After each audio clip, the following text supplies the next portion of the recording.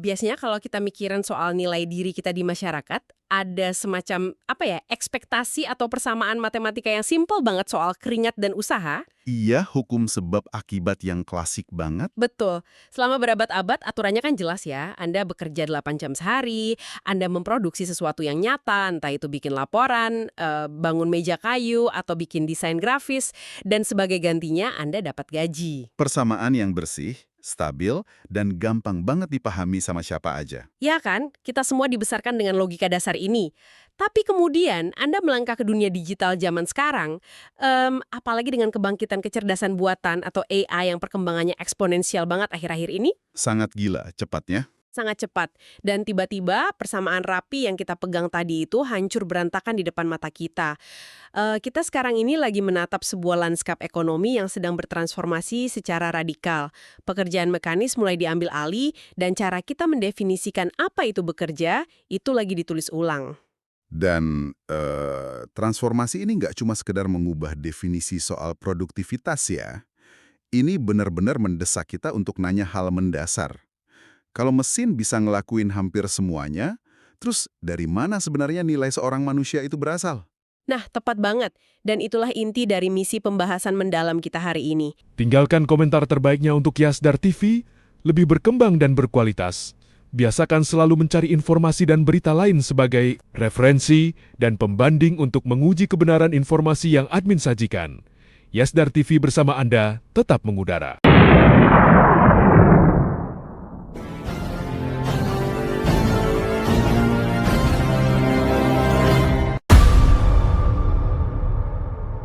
Pi Network, Pi 1 Year, GCV 314159.พวกเรารอ Pi Network Pioneer GCV 459 Kita bakal membedah bagaimana peran Anda, ya Anda yang sekarang lagi dengerin sesi ini, dalam ekonomi digital itu sedang dirombak total. Ini pergeseran yang masif. Ini kita punya beberapa sumber materi menarik hari ini. Kita akan melihat kontras yang lumayan tajam. Di satu sisi ada taktik klasik dari platform Web 2. Kita ambil contoh pengumuman status keanggotaan dari platform bernama Velmora. Oke, contoh yang pas banget buat Web 2. Dan di sisi lain, kita bakal nabrakin konsep itu langsung dengan pembaruan migrasi terbaru, serta sebuah teks cetak biru ekonomi yang sangat provokatif dari ekosistem Pi Network. Kontras antara dua contoh ini tuh bukan cuma soal beda desain aplikasi atau strategi marketing aja sih. Terus soal apa dong? Ini benar-benar benturan dua filosofi yang beda 180 derajat soal siapa yang sebenarnya megang kendali atas nilai di internet. Setuju.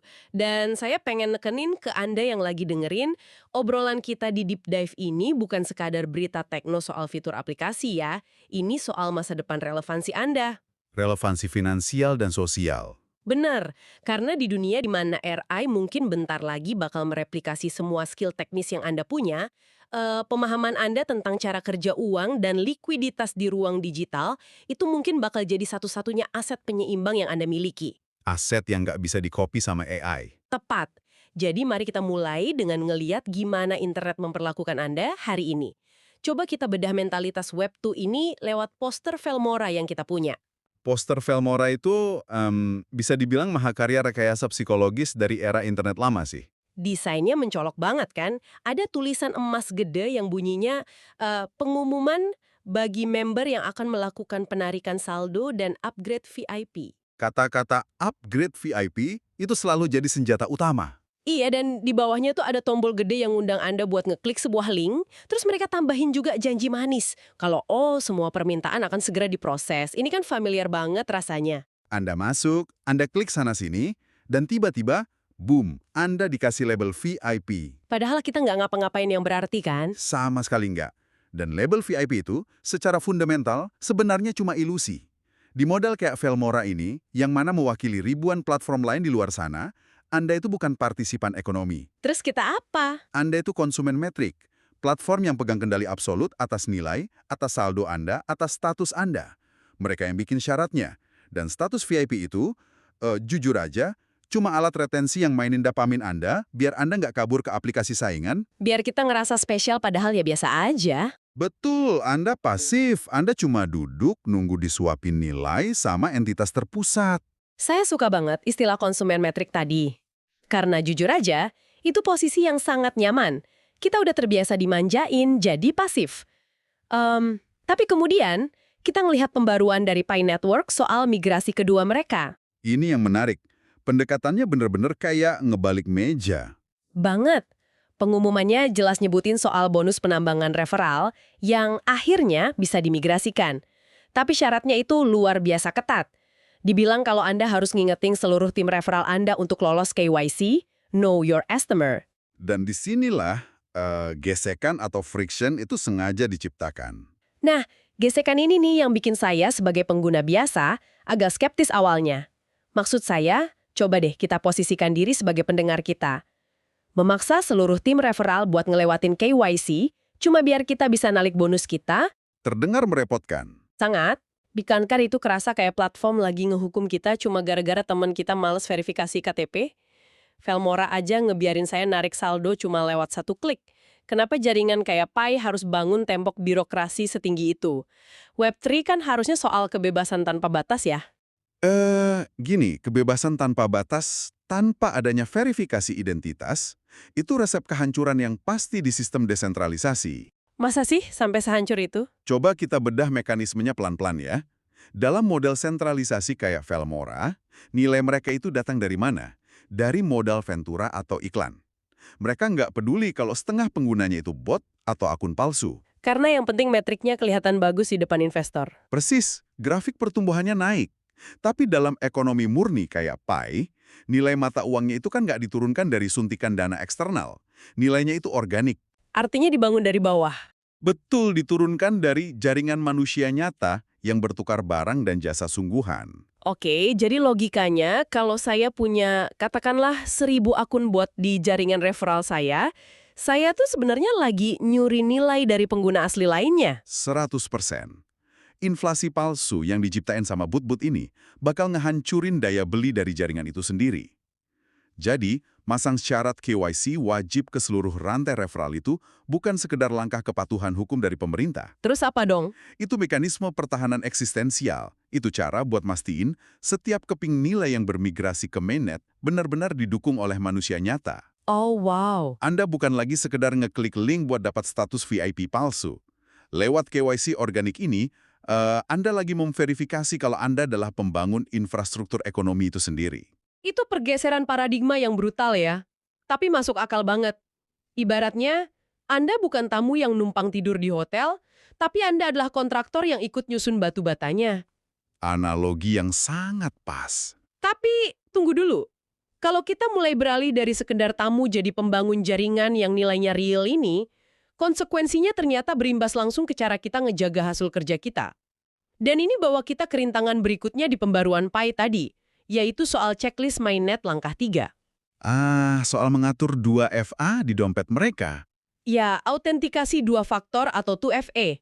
Dan mari kita jujur aja ya, sebagai pengguna internet harian, 2FA itu nyebelin banget. Emang nambahin langkah ekstra sih? Kita semua pernah ngalamin kan? Anda mau transaksi cepat tapi, bentar, harus buka aplikasi Authenticator dulu, nyalin 6 digit angka yang berubah tiap 30 detik, belum lagi mastiin frasa sandi atau seed phrase Anda nggak hilang. Cukup bikin stres buat yang nggak biasa. Banget. Pertanyaan saya, bukankah ngandelin platform buat ngejaga keamanan kita itu jauh lebih gampang dan efisien? Kenapa sih kita nggak bisa dapat tombol lupa password aja kayak di aplikasi M-Banking biasa? Karena tombol lupa password itu sebenarnya adalah ilusi kedaulatan. Tunggu, ilusi gimana maksudnya?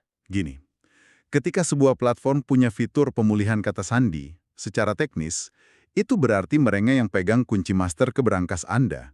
Mereka cuma minjemin aksesnya aja ke Anda. Oh wow, jadi uang itu sebenarnya bukan benar-benar di tangan saya. Enggak sama sekali. Coba deh kita bandingin mekanisme teknisnya. Di Web2, saldo Anda yang tercatat itu cuma entry data di server perusahaan mereka. Cuma angka di layar? Betul. Kalau perusahaan itu bangkrut, disita pemerintah, atau sekedar nutup akun Anda sepihak karena katakanlah Anda melanggar syarat ketentuan yang panjang banget itu, ya uang Anda lenyap. Kita harus minta izin mereka buat mindahin uang kita sendiri. Tepat. Tapi di Web3 dan khususnya pakai dompet non-kustodial yang asli, frasa sandi dan pengaturan 2FA mandiri kayak di langkah 3 ini, itu berarti kuncinya ada di perangkat keras Anda sendiri, secara kriptografis. Oh, berarti kita jadi bank sentral bagi diri kita sendiri ya? Sepenuhnya. Dan ini hal yang berat.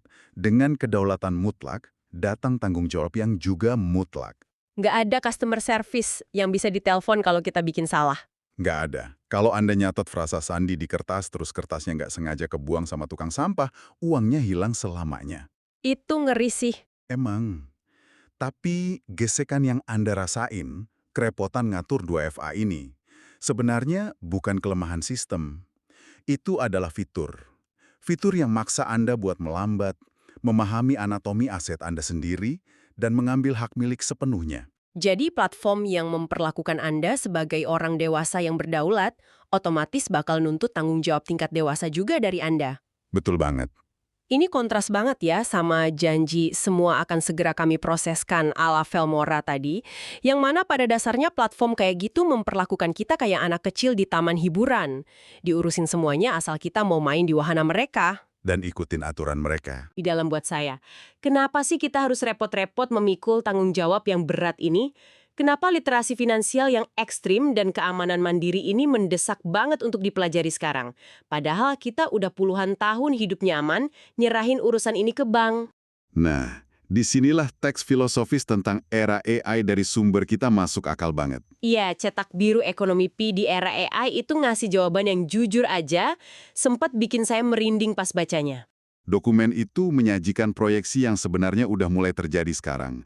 Ia membedah pergeseran lempeng tektonik di ekonomi global. Di dokumen itu secara eksplisit disebutin, kalau kita lagi masuk ke fase di mana nilai manusia itu nggak akan lagi diukur dari seberapa banyak keringat yang keluar, atau seberapa cepat kita ngetik kode di keyboard. Karena semua itu bakal diambil alih mesin. Tepat.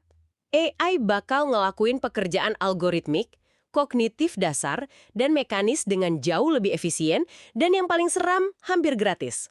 Dokumen itu bilang kalau di era ini, nilai kita bergeser secara eksklusif pada dan sekutif, kemampuan untuk memahami dan mengendalikan aliran uang. Ini realisasi yang menakutkan loh buat kebanyakan orang. Pasti. Coba bayangin sebuah pabrik digital. AI bisa nulis kode aplikasinya, AI bisa ngerancang antarmuka penggunanya, dan AI juga yang ngebalas keluhan pelanggan. Terus, fungsi manusianya di mana? Iya, kita ngapain dong? Manusia adalah pihak yang memutuskan bagaimana nilai dari produk itu didistribusikan. Manusia adalah penentu konsensus. Tapi, mari kita berpijak pada realitas sebentar deh. Saya mau sedikit menantang gagasan ini dari sudut pandang pendengar awam kita. Boleh, silakan. Mengendalikan aliran uang, itu kedengarannya kayak job desk manager hedge fund di Wall Street. Bukan sesuatu yang dilakuin sama pendengar reguler kita. Terus dokumen ini ngenalin fitur yang namanya Testnet Launchpad di Pi Browser sebagai tempat untuk, sekali lagi saya kutip ya, membangun model ekonomi dan menciptakan likuiditas. Iya, itu intinya. Tapi secara praktis gimana? Maksud saya, gimana caranya seorang guru sekolah, perawat, atau pemilik warung kopi tiba-tiba dituntut buat mulai menciptakan likuiditas? Apakah ini nggak terlalu muluk-muluk? Kita kan nggak bisa ngarepin semua orang tiba-tiba jago nulis smart contract, kan? Anda nyentuh poin yang sangat krusial di sini. Dan di titik inilah banyak banget orang yang salah paham soal apa itu Web3. Salah paham gimana? Gini, Anda kan nggak perlu tahu cara ngerakit mesin pembakaran dalam dari nol cuma buat bisa nyetir mobil antar kota, kan? Iya sih, tinggal injak gas aja. Nah, Testnet Launchpad ini bukanlah kelas coding tingkat lanjut. Ini adalah simulator penerbangan finansial. Ini tuh semacam sandbox, tempat bermain yang aman. Simulator penerbangan? Oke, coba gambarin lebih detail gimana pengguna awam berinteraksi di dalam simulator ini. Coba bayangin Anda adalah seorang seniman digital lokal, atau seseorang yang nawarin jasa konsultasi sederhana. Di dunia nyata yang sekarang, kalau Anda mau bikin sistem pembayaran buat klien global, Anda harus berurusan sama payment gateway, persetujuan bank, belum lagi biaya konversi valuta asing yang potongannya lumayan mencekik. Belum lagi kalau transaksinya ditolak bank ya, risikonya lumayan tinggi. Sangat tinggi. Tapi di Testnet Launchpad, antarmukanya udah disederhanakan. Anda menggunakan token uji coba uang simulasi yang nggak punya nilai nyata di dunia nyata. Jadi kayak uang monopoli gitu ya? Benar. Uang monopoli digital. Di situ Anda bisa bereksperimen. Anda bisa mikir, gimana kalau saya bikin etalase digital? Gimana kalau jasa gambar saya ini saya kasih harga 5 PJ? Uji coba, kira-kira orang dari negara lain mau beli nggak ya? Saya mulai nangkap maksudnya. Jadi Anda secara mandiri lagi nyiptain sebuah pasar mikro buatan tanpa risiko bangkrut sama sekali. Tepat sekali. Anda lagi menguji elastisitas harga. Anda ngelihat langsung gimana token itu berpindah dari dompet si pembeli ke dompet Anda tanpa ada perantara bank di tengah-tengahnya. Langsung peer-to-peer. Iya. Dan dari situ Anda belajar soal velocity of money atau kecepatan perputaran uang. Anda belajarnya bukan dari buku teks ekonomi yang tebal dan ngebosenin, tapi dengan memutar roda ekonominya secara langsung pakai tangan Anda sendiri. Praktek langsung ya. Betul. Jadi saat dokumen tadi bilang menciptakan likuiditas, itu nggak berarti Anda harus jadi bos besar penyedia likuiditas triliunan dolar. Jadi apa artinya buat orang biasa? Itu berarti Anda membuat barang atau jasa yang Anda miliki itu tersedia dan bisa diperdagangkan di dalam jaringan. Anda menciptakan sebuah alasan agar nilai itu mengalir. Wah, itu mengubah segalanya sih. Pola pikirnya jadi beda banget. Berarti, daripada kita cuma sekedar nyimpen koin digital, terus tiap 5 menit ngecek grafik harga di bursa kripto, sambil berdoa harganya naik, Yang mana itu adalah mentalitas pasif yang berbahaya. benar, itu pasif banget. Lewat testnet ini, Anda didorong buat jadi proaktif. Karena kalau Anda cuma nunggu harga koin naik dari langit, pada dasarnya Anda balik lagi jadi pengguna Velmore. Anda cuma ngeharapin durian runtuh tanpa ngasih nilai tambah apa-apa. Dan harus saya tekanin, mentalitas nunggu harga naik itu adalah kelemahan paling fatal di era AI nanti. Kenapa fatal? Karena kalau Anda cuma jadi pemegang aset yang pasif, dan nggak paham mekanisme gimana nilai itu diciptakan secara organik, Anda bakal gampang banget dieksploitasi. Di luaran sana ada bot algoritma frekuensi tinggi dan institusi besar yang paham betul cara mainin emosi pasar buat ngeruk uang dari orang-orang pasif ini. Mereka bakal makan orang-orang yang nggak paham sistem ya. Habis, dimakan. Nah, testnet Launchpad inilah yang menjembatani celah literasi yang hilang itu. Dokumen tadi menegaskan satu frasa penting. Hari ini adalah tentang belajar, besok adalah tentang beradaptasi. Iya, ada satu kalimat di situ yang sangat membekas di saya. Bunyinya kira-kira, tidak ada risiko nyata, tetapi pola pikirnya nyata. Itu esensinya. Karena dengan berani bereksperimen di sandbox tadi, intuisi finansial Anda perlahan-lahan diasah kan? Anda mulai ngelihat likuiditas itu bukan lagi sebagai konsep abstrak anak ekonomi, melainkan sebagai detak jantung dari komunitas Anda sendiri. Anda jadi ngerti bagaimana dan kenapa orang itu mau bertransaksi. Dan literasi ini, atau intuisi ekonomi ini, adalah satu-satunya benteng perlindungan kita saat AI nanti benar-benar mendisrupsi pasar tenaga kerja tradisional sampai ke akar-akarnya. Mesin memang bisa memproduksi barang atau kode secara instan, tetapi manusialah yang punya kapasitas untuk memberikan makna dan nilai pada pertukaran barang tersebut. Sebelum admin lanjutkan, bagi sahabat yang memerlukan baju kebesaran P-Network, silakan untuk melakukan pemesanan dan sekaligus check out pada sejumlah link yang telah admin sematkan di kolom deskripsi.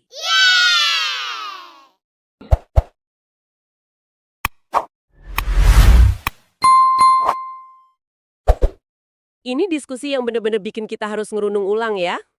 Coba kita tarik benang merah dari semua materi yang kita obrolin dari awal tadi. Boleh, silakan. Kita tadi mulai dengan melihat sebuah ilusi. Kita bedah model web 2 kayak Velmora yang selama ini ngelatih kita buat jadi pengguna yang manja, cuma tinggal ngeklik satu link buat dapat status VIP instan, dan kita dengan sukarela nyerahin semua kendali aset kita ke entitas yang bahkan kita nggak kenal. Cuma demi kenyamanan semu. Betul. Terus kita ngelangkah dan menyadari bahwa untuk membangun ekonomi terdesentralisasi yang sesungguhnya, itu ternyata butuh gesekan. Gesekan yang sangat nyata dan terukur. Iya, gesekan seperti kewajiban membuktikan kalau kita dan jaringan kita ini manusia beneran lewat proses KYC yang ketat. Biar ekonomi kita nggak gampang diencarkan atau dirusak sama bot. Dan dilanjut dengan gesekan soal kedaulatan. Betul banget. Gesekan dalam mengamankan kunci kita sendiri pakai 2FA dan frasa sandi. Karena kedaulatan finansial itu berarti Anda benar-benar sendirian. Anda nggak bisa nangis nelpon customer service kalau Anda ngelakuin kesalahan fatal. Berangkas itu adalah diri Anda sendiri. Tanggung jawabnya 100% di tangan Anda. Dan semua persiapan ini Baik itu infrastruktur mental maupun teknis, semuanya mengarah ke satu tujuan pamungkas. Kelangsungan hidup di era kecerdasan buatan. Tepat.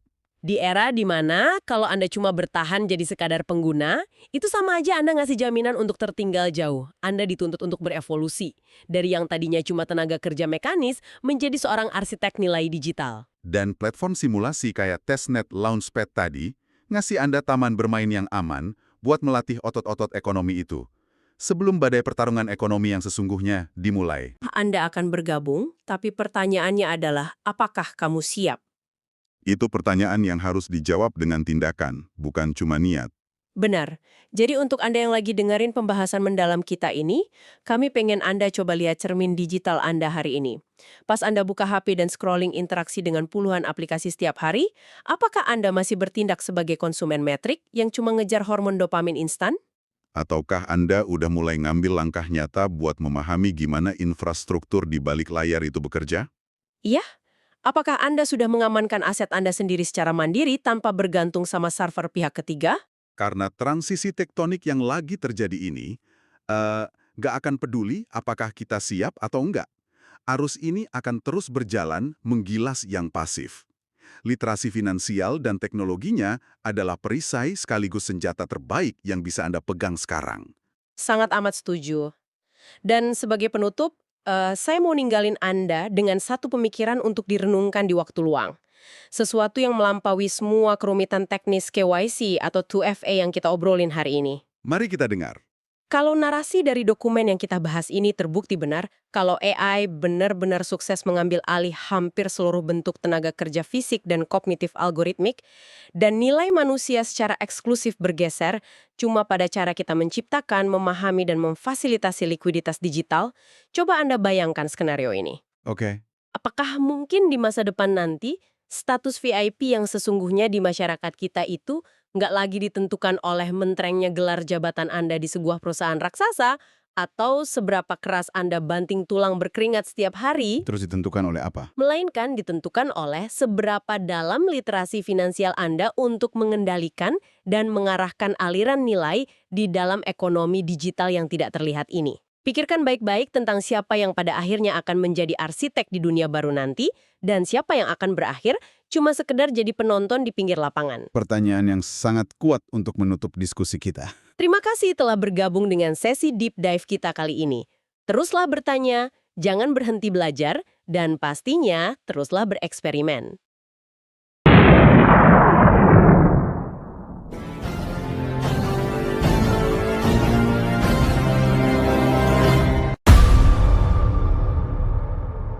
Pi Network, Pi One Ear, GCV 314159.พวกเรารอ Pi Network Pioneer GCV $459 เย้